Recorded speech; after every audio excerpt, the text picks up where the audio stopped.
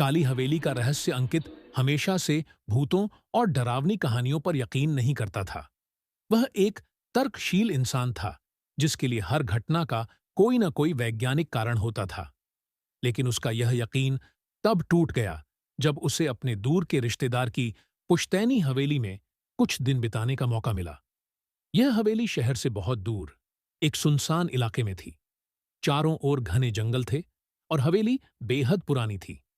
दीवारों की प्लास्टर उतर चुकी थी, खिड़कियों के शीशे टूटे हुए थे और भीतर एक अजीब सी ठंडक और सीलन फैली हुई थी।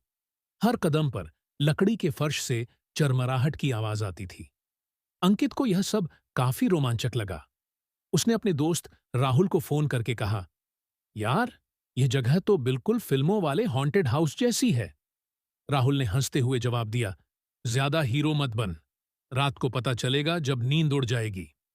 अंकित ने हंसते हुए बात खत्म की और अपना सामान एक बड़े से कमरे में रख दिया, जिसमें एक पुराना धूल भरा पलंग था। रात होते होते हवेली में सन्नाटा छा गया। बाहर सिर्फ झींगुरों की आवाजें और हवा की सरसराहट सुनाई दे रही थी।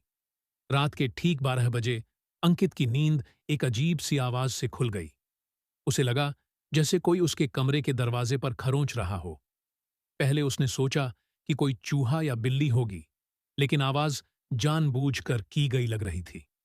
वह डरते हुए दरवाजे की तरफ बढ़ा, लेकिन जैसे ही दरवाजा खोला, बाहर कोई नहीं था। वह वापस आकर लेट गया, मगर अब नींद कोसों दूर थी। कुछ देर बाद वही आवाज फिर सुनाई दी, इस बार कमरे के अंदर से, अलमारी के पास से। उसका दिल तेजी से धड़कने लगा। उसने टॉर्च जलाई और अलमारी की ओर रोशनी फेंकी। अलमारी बंद थी, लेकिन कमरे का तापमान अचानक गिर गया, जैसे किसी ने ठंडी हवा छोड़ दी हो। एक सड़ी हुई गंध कमरे में फैल गई। अंकित ने डरते हुए पूछा, कौन है? तभी एक भयानक कर्कश हंसी कमरे में गूंज उठी। तुम यहां क्यों आए, अंकित? वह हंसी दीवारों से नहीं, बल्कि हवा से आ रही थी। अंकित के हाथ पैर ठंडे पड़ गए। उसने तुरंत हनुमान चालीसा पढ़ना शुरू किया। तभी अलमारी का दरवाजा अपने आप खुलने और बंद होने लगा। कमरे में रखी चीजें हिलने लगीं और एक काली परछाई अलमारी से निकलकर उसकी ओर बढ़ने लगी। उस परछाई के हाथ नहीं थे, केवल एक साया था, जिसकी लाल जलती हुई आंखें अंधेरे में चमक रही थीं। अंकित घबराकर कमरे से बाहर भागा। वह सीढ़ियों से फिसलते हुए नीचे उतरा और मुख्य दरवाजे की ओर दौड़ा, लेकिन दरवाजा अंदर से बंद था और लाख कोशिशों के बाद भी नहीं खुला। तभी उसकी नजर पास रखे पुराने अखबारों के बंडल पर पड़ी। उसने एक अखबार उठाया जो लगभग 50 साल पुराना था। उस पर खबर छपी थी, जमींदार के इकलौते बेटे विक्रम की संदिग्ध मौत, लाश हवेली की अलमारी में मिली। यह पढ़ते ही अंकित के रोंगटे खड़े हो गए। उसे समझ आ गया कि यह विक्रम की आत्मा थी। अब परछाई उसके बहुत करीब आ चुकी थी। डर के मारे कांपते हुए अंकित ने अखबार का पन्ना उसकी ओर फेंका और चिल्लाया, मैं जानता हूं तुम कौन हो, विक्रम! तुम्हें अब शांति मिलनी चाहिए। अखबार के पन्ने परछाई से टकराते ही आग की लपट्टों में जलने लगे। परछाई एक भयानक चीख के साथ पीछे हटी और हवा में गायब हो गई। उसी पल हवेली का मुख्य दरवाजा खुल गया। अंकित ने बिना पल गंवाए बाहर की ओर दौड़ लगाई और तब तक नहीं रुका जब तक वह शहर नहीं पहुंच गया। उस रात के बाद उसने कभी भूतों की कहानियों पर शक नहीं किया। आज भी वह काली हवेली वीरान खड़ी है, जैसे किसी अगली आत्मा का इंतजार कर रही हो। The mirror. आशीष को अपने दादाजी का पुराना जटिल नक्काशीदार लकड़ी का आईना विरासत में मिला। यह खूबसूरत था, लेकिन अजीब भी। जब भी वह उसमें देखता, उसे लगता जैसे उसकी परछाई थोड़ी देर से प्रतिक्रिया करती है। कभी कभी जब वह बहुत देर तक देखता रहता, तो परछाई की आंखें उसके जाने पहचाने भूरे रंग के बजाय एक पल के लिए काली दिखाई देतीं। पहले तो आशीष ने इसे अपनी आंखों का धोखा या थकान समझा। वह एक ग्राफिक डिजाइनर था और अक्सर देर रात तक काम करता था। देर रात आईने में अपना थका हुआ चेहरा देखते हुए उसे एक अजीब सी बेचैनी महसूस होती। एक रात आशीष अपने लैपटॉप पर काम कर रहा था, जब उसे लगा कि उसकी परछाई ने आईने के किनारे पर टंगे हुए टेलीफोन की तरफ देखा। आशीष ने पलक झपकी और फिर से देखा। परछाई वापस उसकी ओर देख रही थी, लेकिन एक सूक्ष्म भयानक मुस्कान उसके होठों पर थी। आशीष का दिल जोर से धड़कने लगा। उसने फोन उठाया और अपनी मां को फोन किया, जिसने उसे बताया कि दादाजी ने अपनी मृत्यु से कुछ हफ्ते पहले यह आईना अपने स्टोर रूम में बंद कर दिया था। उन्होंने कहा था कि आईने में कुछ गलत है, उसकी मां ने कहा। आशीष डर गया। उसने आईने को एक पुरानी चादर से ढक दिया, लेकिन रात भर उसे अजीब आवाजें सुनाई देती रहीं। खुरचने की आवाजें, कांच पर उंगलियों के टैप करने की आवाजें।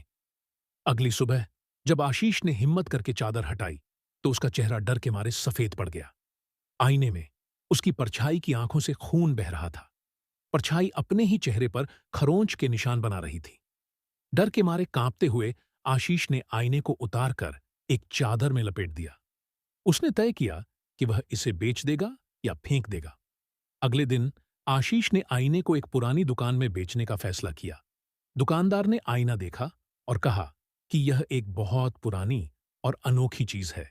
दुकानदार ने आशीष को अच्छे पैसे दिए और आशीष ने राहत की सांस ली।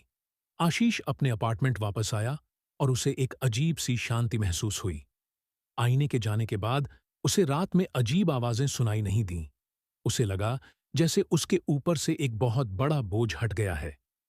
कुछ हफ्तों बाद आशीष एक दोस्त के घर गया।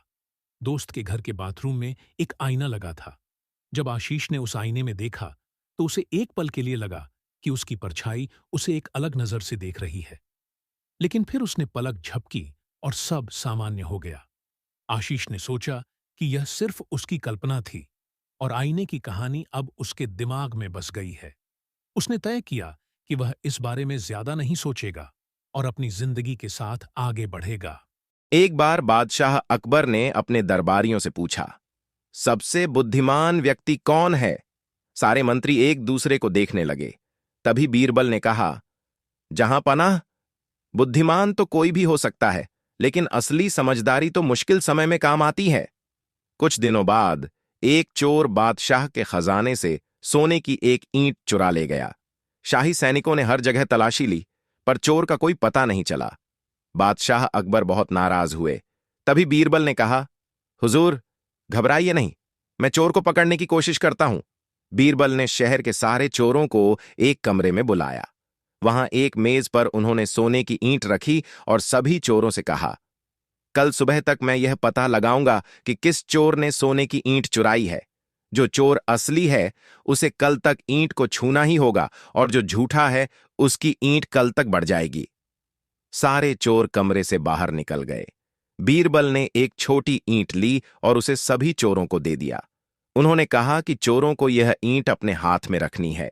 अगली सुबह जब बादशाह ने चोरों को बुलाया, तो बीरबल ने देखा कि एक चोर की ईंट बढ़ गई थी, लेकिन दूसरे चोर की ईंट वैसी ही थी। बादशाह ने बीरबल से पूछा, यह क्या चक्कर है बीरबल?